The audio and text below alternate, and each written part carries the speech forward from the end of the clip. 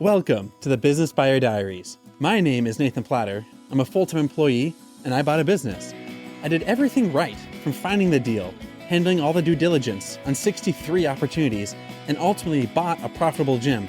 And boy, was I in for a big surprise as a new owner.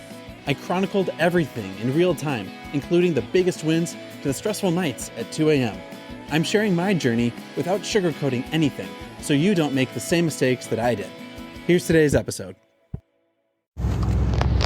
Happy Friday, everyone. So we're going to talk today about the origin of stress, anxiety, fear, and how to handle it more head on. So that one, you can confront it, as well as how to avoid it.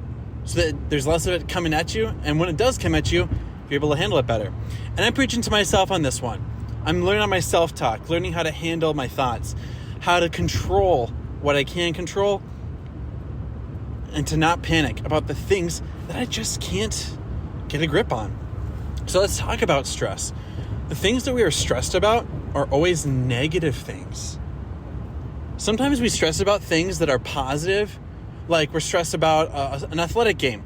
If we're going to score a touchdown, if we're going to win the Super Bowl, or we're going to have a great first date with someone. We get stressed about those things because we want a positive outcome. Now, usually, the stress, the negativity from that scenario occurs when we're focusing primarily on the downside, when there is a negative outcome, there's a consequence or a punishment if it does not go the way you want it to. You don't get stressed about your birthday coming up unless you're turning like 70 years old and you're now 69 and you're getting older. Or you don't get stressed about hanging out with your best friends later in the day. That's not a thing. You have anticipation for those things. It's the same butterflies, the same jitters of expectation, but it's different. Stress is when you're nervous about it. And it's usually you're stressed or anxious about things that you don't know the outcome of because they're beyond the likelihood of happening. Let's simplify that. You bought a business and you're stressed about next month's profit and loss. You're not stressed if you're going to do the same as last month. You're stressed if things are going to be worse than anticipation. Anticipation is your expectation. So when you're stressed about things, it's because you're imagining things that are beyond the realm of most likely to happen. And it's the big curveball you were not expecting, and now you're in a way different spot for the worse than you were thinking you would be in. Let's word that differently. You believe something negative could happen that's outside of your control, and you think it's going to happen to you more likely than it's statistically going to happen. So if there's a 10% chance of it happening, you're telling yourself it's a 50-50 that it's going to happen.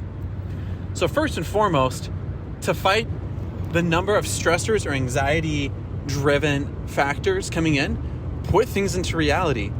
This past week, I think it was Tuesday, the seller from the business I bought said, like, hey man, we need to settle up on some accounting discrepancies. I'll admit, I've screwed up. I have not switched over utilities, and his bank account is still paying the air conditioning and the heating bill. I have messed that up. And on Thursday morning, I woke up and at 2 a.m, like that there was negative repercussions, that he was going to take me to small claims court, that he was going to defame my name, that he was going to add additional charges to the whole cost of everything. And I woke up from a dream thinking that this was all happening at 2 o'clock in the morning. Now, is that a likely outcome? The answer is no. The answer is that it's a 5% chance that he's going to take me to small claims court. It's very likely he just wants to be reimbursed. That's the 90% likelihood scenario. I'm stressing about a 5% situation, and I'm making it seem like a 50-50 that's going to happen. So by putting things into their rational likelihood is how you start reducing the number of stressors that are occurring. Now let's keep working with that scenario. I've screwed up. I have failed him as an individual and as a human being, and that's a reality, and I own that, and that's a mistake that I have made. Now, what's the repercussion of that? What's the likely... Is that something that's outside of my control? Is fate going to happen to me? Am I going to wake up and I have a negative thing happen to me because of that? Well, no. I can just sit down, I can read his email, And I can look at, okay, I owe the guy $4,000. I don't know the number. I haven't looked at the number, but let's just say it's a $4,000 bill. I can then write him a check for $4,000, and now we're done. And now the problem is gone. It's in my control. It's within my power, my capability, my skill set to take care of that problem.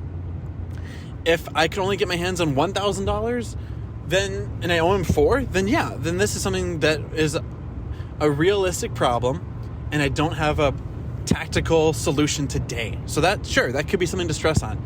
I have $4,000 in the bank account. We can send him a check for $4,000.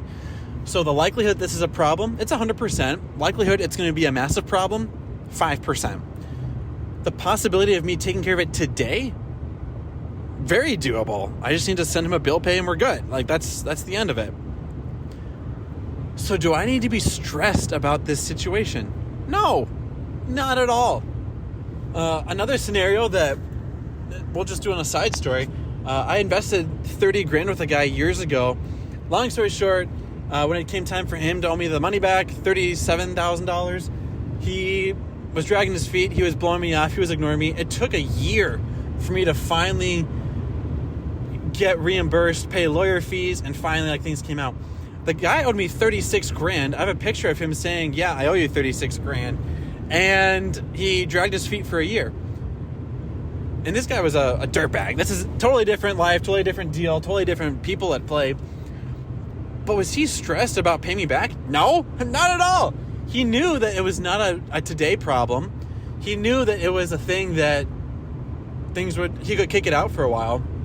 And so I don't think he was stressed about it. I think he just forgot about me, to be honest, even though we ended up locking up his bank accounts and pulled the money back and made things right. And for that day that his bank accounts were frozen, sure, he was stressed. But for the year leading up to that day, no, he wasn't stressed about nothing. So all that to say, do not stress about things you cannot do anything about. If you can do something about it, you're good. If you can't do anything about it, then just roll with what you got. If it's outside of your control, it's called fate. It's called destiny. And sometimes it's the result and the outcome you want. Sometimes it's not. But I'm not going to stress about, I'm telling to myself, do not stress about things that are happening tomorrow because tomorrow hasn't come. And if I can do something about it today to decrease the likelihood of tomorrow happening, then I should go ahead and just do that right now. And that's within my capabilities. And so that's how to handle stress. Easier said than done. Taking action. And there's only so much time in the day. So if you have time to do 10 things today, if you need to do 10 things today, you only have time to do 7, then acknowledge, okay, those 3, I'm going to leave up to fate to get handled tomorrow. I'm going to not worry about the 7, and tomorrow I can worry about the 3 because I just don't have time for it. Or it's not as high a priority, rather, to take care of those things tomorrow. So that's what I'm learning. I'm learning it day by day. I'm no veteran in that space of things. But tackle the 7 that you have the time for. Allow yourself the space to tackle those 3 other things tomorrow. And the things that you just are not able to control, like the economy, meteorites crashing into Earth, nuclear bombs going off in your backyard, don't panic about those. Because if they happen, they're outside of your control. And if they don't happen, then you're putting negative energy into something that's never happening. And that's how you isolate and freeze a population under psychops, psychological operational control. That's a war tactic, by the way. Do not be a victim of psychops. Anxiety and stress and fear is not how we were designed to live. So don't design your life to live that way. And learn to let fate have a piece of the action. That's where we're at. That's where we're going. Let's rock and roll. This has been another episode of the Business Buyer Diaries. Subscribe so you don't miss the next episode. I hope you're realizing that business ownership is no cakewalk. Check the podcast notes for a link to the DIY due diligence program, the complete list of show sponsors, and for media inquiries. Music written and composed by Wes Schrock. I'm your host, Nathan Platter. Join me again on the next one.